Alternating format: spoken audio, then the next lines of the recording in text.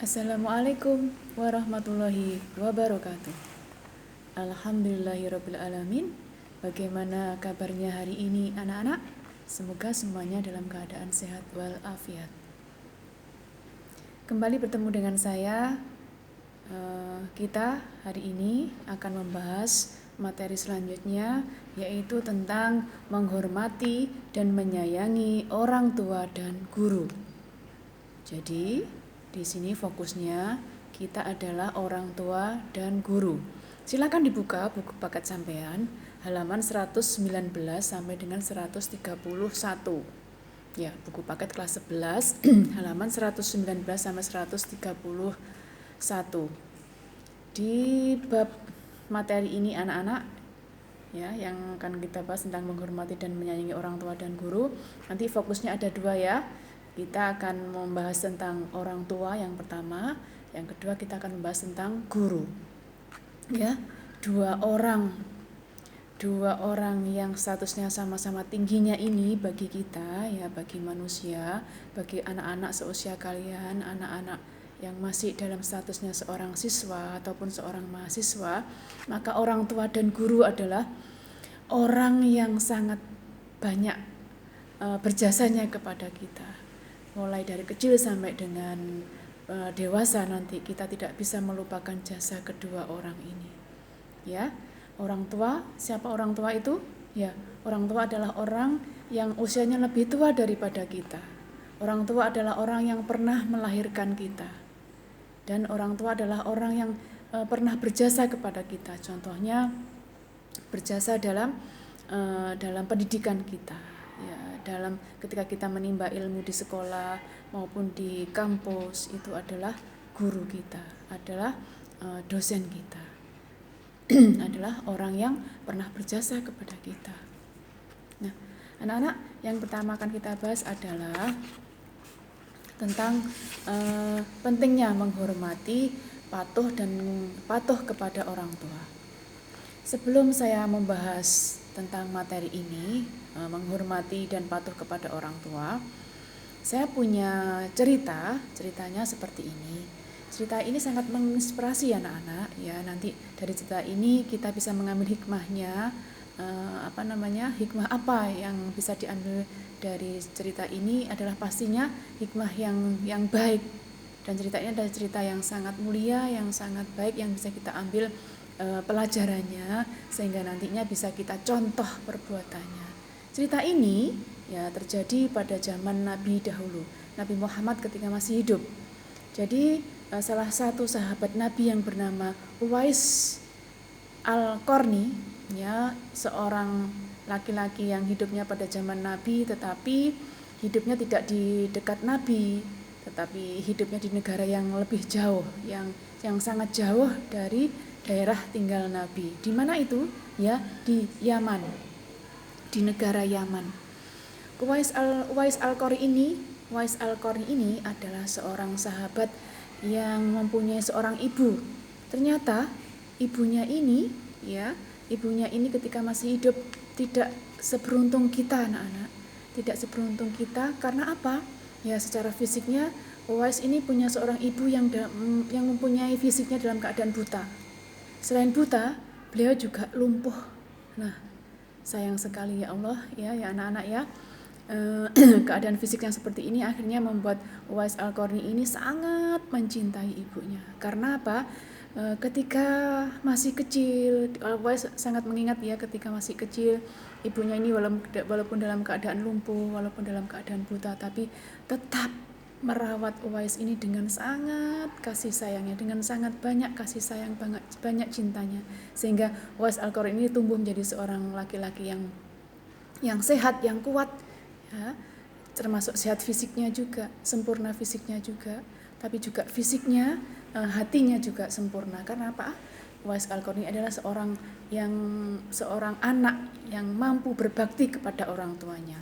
Contohnya apa? Ya, ketika ibunya sedang bersedih hati, maka Uwais selalu menghiburnya. Ketika ibunya sedang membutuhkan dia untuk mandi, untuk ibadah, untuk membersihkan dirinya dan apapun itu, Uwais dengan sabar, dengan telatennya membantu ibunya sampai dengan selesai semua pekerjaannya, bahkan menyuapi makannya, makan ibunya sehingga ibunya ini selalu dalam keadaan sehat. Subhanallah anak-anak. Nah, ini cara berbaktinya seorang anak, seorang Uwais Al-Qarni ini kepada ibunya yang posisi fisiknya ibunya itu sangat lemah, ya, dalam keadaan buta dan dalam keadaan lumpuh. Suatu hari, ya, yang namanya seorang anak pastilah ingin melakukan perjalanan yang agak jauh, ya. Terus akhirnya Uwais ini minta izin kepada ibunya. Apa? Untuk kepentingan apa itu? Ya, yang jelas pasti itu adalah kepentingan yang sangat-sangat diinginkan selama ini, yang sangat-sangat diimpikannya selama ini. Apa itu keinginannya? Ya, bukan untuk perjalanan yang sia-sia, ya, untuk pergi jauh itu bukan perjalanan yang sia-sia, tapi untuk apa itu? Ya, untuk menemui Rasulullah. Karena waktu itu memang Uwais tinggalnya tidak dekat dengan Rasulullah, sehingga Uwais sangat rindu sekali, karena sangat merindukan dekat dengan Rasulullah, sangat merindukan ingin bertemu langsung dengan Rasulullah, karena selama ini Uwais itu repot dengan pekerjaannya, sibuk dengan merawat ibunya, sehingga keinginan untuk bertemu dengan Rasulullah itu dipendamnya. Akhirnya suatu hari Uwais memberanikan dirinya untuk meminta izin kepada ibunya, sehingga akhirnya bagaimana dengan keinginan tersebut? Apakah dibolehkan oleh ibunya? Apakah diizinkan oleh ibunya? Ya, ternyata alhamdulillah diizinkan oleh ibunya. Dengan janji apa? Ya, dengan syarat setelah bertemu dengan Rasulullah nanti ibunya berpesan agar segera kembali ke negaranya, ya, ke rumahnya untuk bertemu kembali dengan ibunya, karena ibunya takut nanti dia tidak bisa jauh dengan anaknya ini, ya. Akhirnya dengan persiapan yang sudah sangat matang, termasuk juga meminta tolong kepada tetangganya, kepada saudaranya, agar nantinya itu ketika dia pergi itu ibunya ini ada yang merawatnya, ya. Akhirnya dititipkanlah kepada orang yang sudah amanah, sudah tahu bagaimana keadaannya, sehingga ibunya ini nanti bisa ditinggalkan dalam keadaan yang hatinya tenang, ya, walaupun jauh dengan orang Uwais, tapi Uwais bisa tenang karena ibunya nanti ini nyaman dengan orang yang berada di dekatnya. Nah, setelah semuanya selesai, akhirnya Uwais berjalan pamit dulu dengan ibunya. Setelah itu pergi beberapa hari untuk bertemu dengan melakukan perjalanan yang agak jauh untuk bertemu dengan siapa? Ya, bertemu dengan Rasulullah. Nah, ketika sudah melakukan perjalanan yang sangat jauh dan akhirnya Uwais juga setelah bertanya-tanya, setelah banyak juga yang ada halangan juga, akhirnya bertemulah Uwais dengan rumah Rasulullah. Ketika diketok pintunya, akhirnya siapa yang membukakan? Ya, ternyata yang membukakan adalah Siti Aisyah. Siapa itu Aisyah? Siti Aisyah? Ya, Siti Aisyah adalah istri Nabi. Nah, ketika ditanya apakah Rasulullah ada di rumah, ternyata apa? Uwais sangat kecewa. Karena apa? Waktu itu Rasulullah ternyata sedang pergi. Rasulullah ternyata sedang tidak ada di rumah. Rasulullah sedang bepergian untuk melakukan peperangan, ya, untuk melakukan perjalanan yang jauh, untuk melakukan peperangan di sebuah daerah. Nah, akhirnya ketika Uwais melihat keadaan yang seperti itu, ditunggu sebentar, ya, ya, ditunggu sebentar, dan akhirnya Uwais akhirnya merasa sudah cukup lah. Mungkin dia berpikir nanti kalau dia sudah terlalu lama meninggalkan rumahnya, terlalu lama meninggalkan ibunya, dia takut terjadi apa-apa terhadap ibunya. Ya, karena memang pesan ibunya bahwa dia harus segera pulang ketika sudah selesai bertemu dengan Rasulullah. Tapi walaupun Uwais belum bertemu dengan Rasulullah, tapi karena belum tentu juga kapan Rasulullah pulang, akhirnya tanpa menunggu yang agak lama, menunggu Rasulullah, akhirnya Uwais berpamitan untuk balik ke negaranya, balik ke rumahnya, menemui ibunya yang sedang menunggunya di rumah. Nah, ketika itulah ketika sampai di rumah, akhirnya Uwais mengatakan kepada ibunya karena dia kecewa karena belum bertemu dengan Rasulullah. Dan ya setelah sampai di rumah akhirnya dia tenang menemui ibunya karena ibunya tidak terjadi sesuatu apa-apa yang ketika Uwais pergi dari rumahnya. Dan apa yang terjadi di rumah Rasulullah ya, setelah Uwais kembali ke rumahnya, ternyata jarak sebentar ya, tidak terlalu lama dari Uwais pergi, ternyata Rasulullah datang. Ya, subhanallah. Ternyata Uwais memang tidak ditakdirkan untuk bertemu dengan Rasulullah ya anak-anak ya. Dalam cerita ini akhirnya ketika sampai di rumah, Rasulullah bertanya kepada Siti Aisyah, istriku, tadi siapa yang barusan datang ke rumah ini? Nah, adakah orang yang baru saja mencariku? Ditanya seperti itu. Siti Aisyah tahu kalau Rasulullah memang punya mengetahui sesuatu yang belum pernah terjadi dan sesuatu yang baru saja terjadi ya.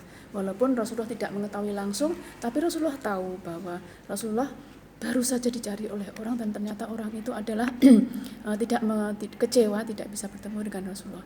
Dan Rasulullah akhirnya berkata kepada Siti Aisyah, istriku, ketahuilah bahwa sebenarnya orang yang baru saja mencariku itu adalah seorang penghuni langit. Artinya orang yang nantinya itu berada di surga. Ya, subhanallah, ternyata Uwais Al-Qarni ini adalah penghuni langit, artinya penghuni surga.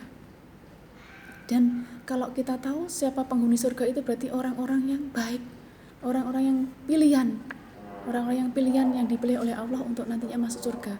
Kalau orang pilihan berarti syaratnya masuk surga sudah ada di tangannya, sudah ada di dalam dirinya. Apa syaratnya masuk surga? Ya, menjadi orang baik, menjadi orang yang tidak punya banyak dosa, menjadi orang yang tidak punya banyak kesalahan. Mungkin bisa jadi Uwais Al-Qarni ini adalah orang yang sudah dihapus dosanya oleh Allah. Karena apa? Ya karena itu tadi, karena kebaikannya terhadap orang tuanya, kebaikannya dalam merawat ibunya tadi. Sehingga Uwais ini dijuluki sebagai penghuni langit. Subhanallah. Akhirnya suatu hari ketika Nabi Muhammad berada di tengah-tengah sahabatnya itu, Rasulullah berkata bahwa tadi itu barusan datang seorang penghuni langit ke rumahku, dan apabila nanti kamu bertemu dengan orang yang bernama Uwais Al-Qarni ini, maka kamu harus meminta doanya, kamu harus minta doa kepadanya. Karena apa? Ini adalah seorang penghuni langit. Nah, akhirnya suatu hari Ali bin Abi Thalib dan Umar bin Abu Bakar As-Siddiq suatu hari segera melakukan perjalanan.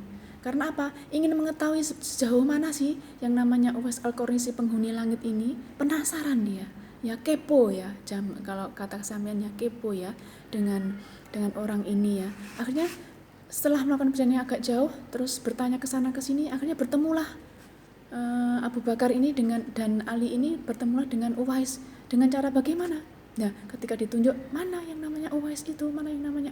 Nah, setelah ditanya-tanya ternyata, nah itu bertemulah dia dengan dua orang sahabat tadi bertemu dengan Uwais. Dan ketika itu Uwais sedang melakukan sholat, sehingga akhirnya ditunggu sebentar, ditunggu. Akhirnya selesai juga sholatnya Uwais.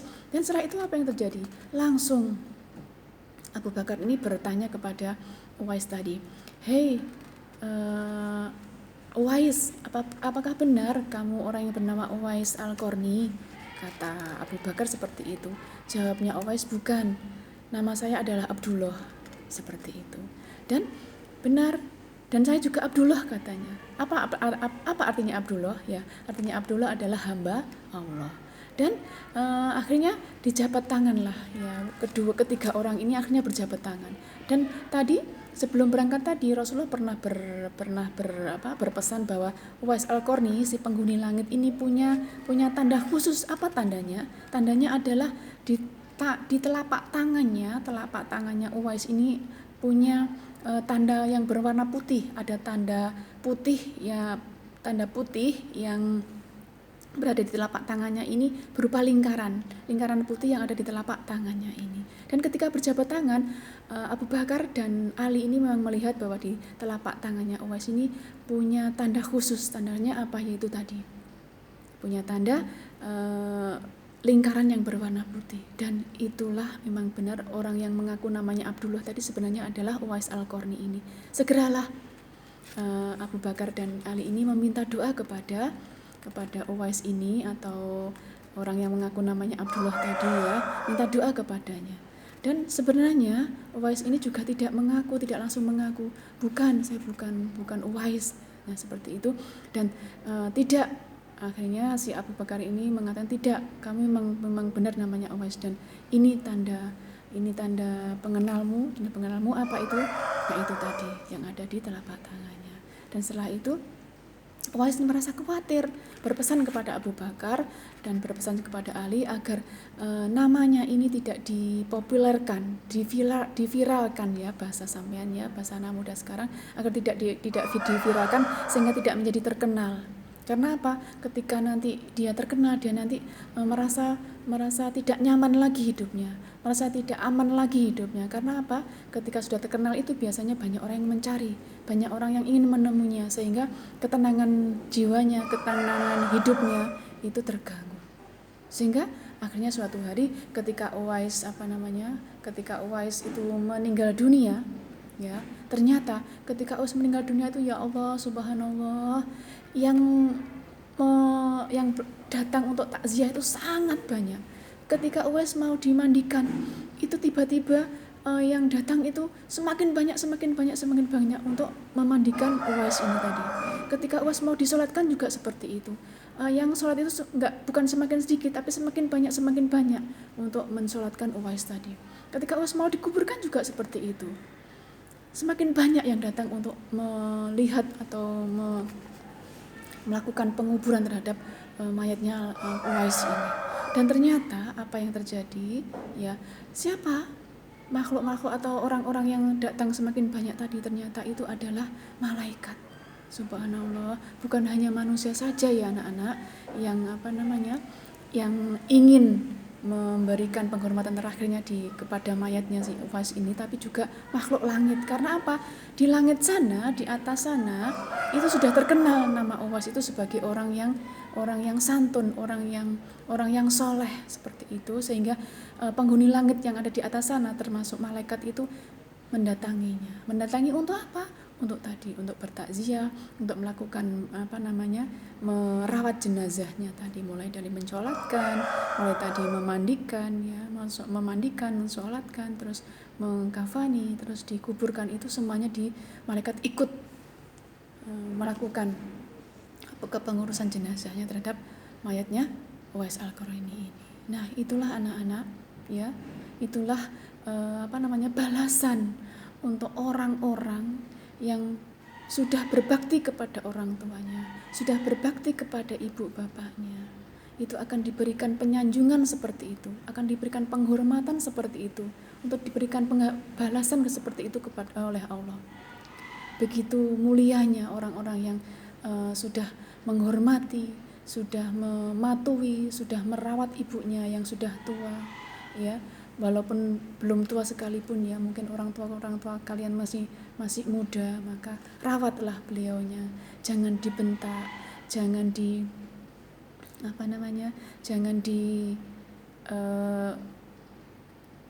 dikatakan sebagai kita mengeluarkan perkataan yang kurang baik kepada orang tua kita. Karena apa? Nah, itulah ya, orang yang mampu menahan dirinya dari perkataan yang kurang baik kepada orang tuanya, insya Allah nanti diberikan pembalasan seperti itu. Nah, dari cerita ini anak-anak, cerita yang pernah terjadi, cerita nyata yang pernah terjadi di zaman Rasulullah ini, bisa kita ambil hikmahnya bahwa kita itu harus mematuhi orang tua kita. Kita harus, ketika orang tua kita dalam keadaan yang sudah sepuh, sudah tua, ya, rawatlah beliau ya. Berikan kasih sayang yang nyata kepada beliau, kepada orang tua kita. Mungkin orang tua kita tinggal ibunya, atau tinggal bapaknya. Ayo dirawat dengan sangat sabar. Jangan mengeluarkan kalimat-kalimat yang kurang bagus. Ya, tahan emosi kita. Rawat sebagaimana dulu orang tua kita pernah merawat kita di waktu masih kecil. Yang kita mungkin dulu waktu masih kecil nangis, minta makan, dikasih makan, nangis minta minum karena haus, dikasih kasih minum, nangis karena sedang kencing, karena tidak nyenyak dengan tidur kita, dengan kondisi kencing kita dikencingi, orang tua dikencingi, orang tua diberai, tetap dengan sabar merawat kita ketika kita masih kecil. Nah, dari sinilah anak-anak, orang tua itu harus kita balas jasanya kepada kita yang dulu pernah beliau lakukan kepada kita. Kita balas semampu kita. Kalau kita tidak bisa memberikan sesuatu yang jadi kesayangan orang tua kita, ya balaslah dengan perlakuan yang baik, dengan perkataan yang baik kepada orang tua kita. Nah, nantinya, dari cerita yang tadi sudah saya ceritakan tadi ini, Allah akan mengangkat derajat kita. Ya. Allah akan memberikan balasan yang begitu besar kepada kita. Apa balasannya? Subhanallah, surga, anak-anak. Kita tahu ya, semua orang pasti menginginkan surga. Semua orang pasti menginginkan masuk surga Allah nanti. Dan salah satu pintunya itu adalah apa?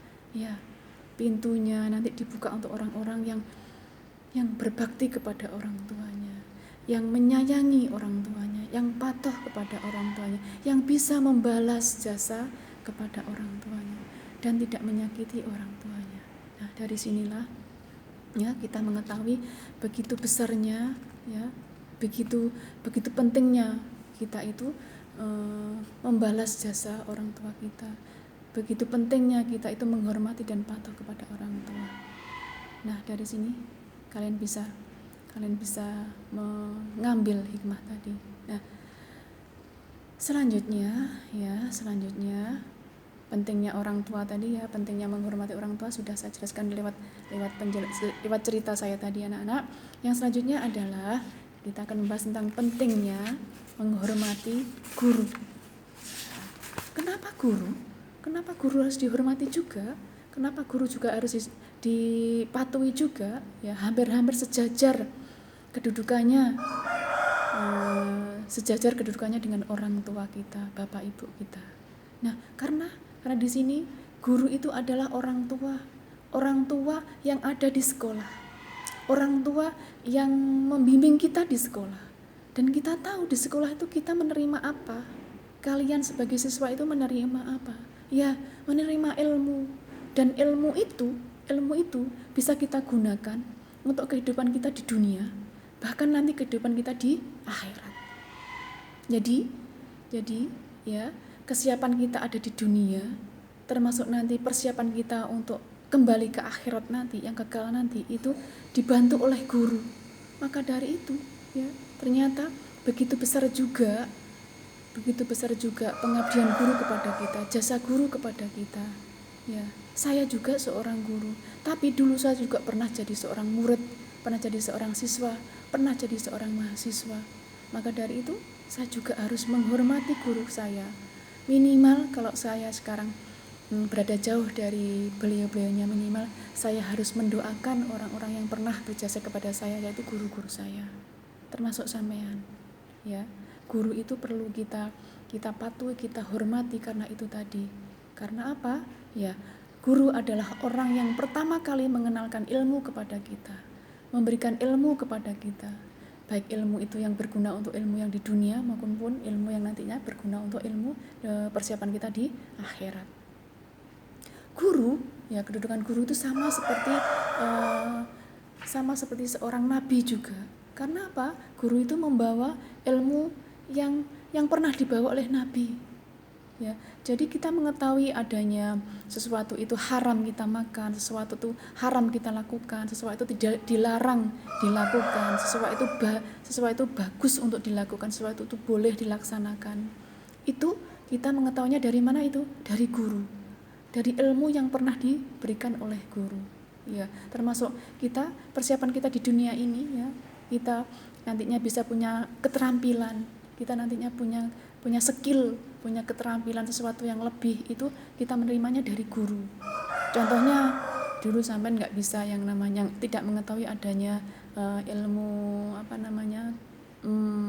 IT, ya, tentang teknologi zaman sekarang, ya, mulai dari teknologinya HP, termasuk teknologinya komputer ya, yang bisa kita gunakan seperti sekarang di kalian yang di OTKP ya, di jurusan OTKP, kalian mungkin membutuhkan yang namanya aplikasi Word ya, MS Word atau mungkin MS Excel juga. Nah itu kalian terimanya dari mana? Ya dari seorang guru. Termasuk kalian nanti mengetahui banyak hal ya, banyak hal tentang pemasaran, tentang sarana prasarana, dan banyak lagi ilmu ya, ilmu-ilmu tentang yang ada di dunia ini, termasuk ilmu-ilmu yang kalian pelajari di jurusan kalian masing-masing ya. Itu dari mana? Itu ya dari seorang guru. Nah kenapa sampai sejauh itu kita perlu mematuhi guru? Nah itu tadi masalahnya ya, itu tadi permasalahannya. Karena apa?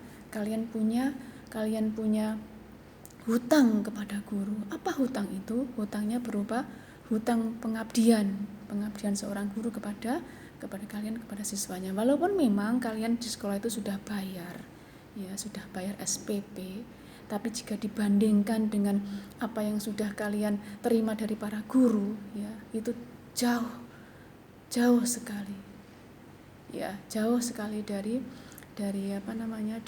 sebandingnya dengan ilmu yang sudah kalian peroleh dari para guru ya. Mungkin guru sudah pernah juga ya melakukan kesalahan, kekhilafan kepada kalian, tapi tolong, kesalahan dan kekhilafan guru itu adalah sebagai seorang manusia yang juga punya salah, seperti kalian juga, seperti saya juga punya salah. Itu segera dimaafkan, jangan sampai menjadi sebab kalian membenci seorang guru. Nantinya kalau sampean malah membenci seorang guru tadi, ilmu sampean tidak bermanfaat. Nah, kapan ilmu itu bisa bermanfaat? Kapan ilmu itu bisa berkah ya? Saat kalian itu bisa mempraktekkan ilmu tadi ya. Saat kalian bisa mempraktekkan dengan benar ilmu tadi. Contohnya ilmu agama ya. Ilmu agama, kapan ilmu agama itu bisa berkah ya? Bisa bermanfaat saat kalian mengetahui bahwa ketika saya mengajarkan tentang sholat, maka kalian langsung melaksanakannya, dan ilmu itu berarti berkah. Ketika kalian mendapatkan ilmu dari saya tentang mencintai seorang nabi, maka kalian bagaimana cara mencintai seorang nabi, kalian membaca sholawat, itu termasuk juga ilmu yang berkah, berarti ilmu saya. Terus bagaimana mengatakan bahwa ilmu itu berkah? Ilmu itu berkah, mungkin ilmunya seorang guru komputer ya, guru tentang komputer ya. Kapan ilmu itu berkah? Ketika kalian mendapatkan ilmu tadi diberikan kepada orang lain. Ketika teman kalian bertanya tentang sesuatu hal tentang komputer yang kalian bisa dan teman kalian tidak bisa, kalian bisa memberikannya kepada orang tadi, menjelaskannya kepada teman kalian yang kurang bisa mengetahui ilmu tadi. Nah itu namanya ilmu yang berkah. Nah dari sini anak-anak kalian semakin bisa mengetahui ya, semakin bisa mengetahui kenapa kita juga harus menghormati seorang guru, kita menghargai seorang guru, kita mematuhi seorang guru juga. Karena itu tadi ya, karena memang seorang guru itu adalah orang-orang yang sudah memberikan ilmu kepada kita, membimbing kita, memberikan banyak pengetahuan kepada kita, sehingga akhirnya kita ini bukan orang yang bodoh, sehingga kita ini bukan orang yang tidak tahu apa-apa. Dari tidak tahu apa-apa kita akhirnya mengetahui segala sesuatu, mengetahui segalanya ya. Nah dari sini ya, kita harus membalas jasa seorang guru. Bagaimana cara membalasnya? Tidak harus memberikan banyak hadiah kepada beliaunya, kepada mereka ya, tidak harus memberikan banyak hadiah atau memberikan banyak sanjungan, tapi ya jadikan ilmu tadi ilmu yang berkah, ilmu yang bermanfaat, termasuk menghormati. Bagaimana cara menghormati guru? Kita berkata yang sopan, kita berperilaku yang sopan kepada guru-guru kita ya. Ketika guru sedang mengajar, kalian tidak celometan di depan kelas. Ketika guru sedang duduk di bawah, kalian juga duduknya atau berdirinya itu agak merendah juga. Ketika guru sedang berkata, kalian tidak langsung menjawabnya, tidak celometan menjawabnya. Ketika guru sedang memberikan penjelasan, kalian tidak langsung menjawabnya dengan banyak perkataan yang kurang berguna. Nah itu caranya ya. Nah Itulah beberapa hal yang perlu kalian ketahui, perlu kalian ingat dan langsung dipraktekkan ya. Ini memang ilmu praktek ya. Prakteknya apa? Prakteknya bagaimana menghormati orang tua, prakteknya bagaimana menghormati dan patuh kepada guru-guru kita. Nah, itu anak-anak. Ya, dari sini ya, beberapa hal yang sudah saya sampaikan ini semoga bermanfaat. Semoga kalian langsung bisa mempraktekannya. Semoga kalian langsung bisa memberikan ilmu ini juga, memberikan teladan ilmu ini ya kepada orang lain juga. Jika orang lain atau teman kalian, adik kalian, saudara kalian salah memperlakukan orang tua, salah memperlakukan gurunya, segera diingatkan. Termasuk saya juga ya, apabila salah memperlakukan orang tua dan guru ya, kalian segera ingat bahwa guru dan orang tua adalah orang-orang yang sangat berjasa kepada kita. Maka dari itu, ya, kalian harus bisa membalas jasa-jasa beliaunya, ya. Dan membalas jasa beliau itu tidak harus dengan banyak hal yang mewah-mewah ya, yang tidak bermodal pun bisa. Nah, anak-anak itu tadi semoga bermanfaat. Semoga yang sudah saya sampaikan ini bisa dipahami dan dipraktekkan juga, ya. Insya Allah nanti akan bertemu kembali. Alhamdulillahirabbil alamin. Wassalamualaikum warahmatullahi wabarakatuh.